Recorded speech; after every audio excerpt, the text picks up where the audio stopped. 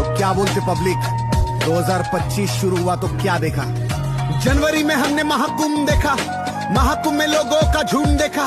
झुंड में भगदड़ में मरे हुए लोगों की लाशों से जलता हवन कुंड देखा। रोहित शर्मा के हाथों में कप देखा, मई में बारिश टपाटप देखा, नेता को करते घपा घप देखा, पति को काटा सपा सब देखा, तिलक से लेके तलाक देखा, तेलंगाना जंगल में रात देखा, 270 लोगों को कफन में लिपटा मिला, एयर इंडिया का प्लेन खाद देखा, मनाली में गिरी बेबी डॉल देखा, केदारनाथ हेलीकॉप्टर फॉल देखा, टेम्बा को ग्राउंड में टॉल देखा, उसके हाथ में स्टंप और बॉल देखा,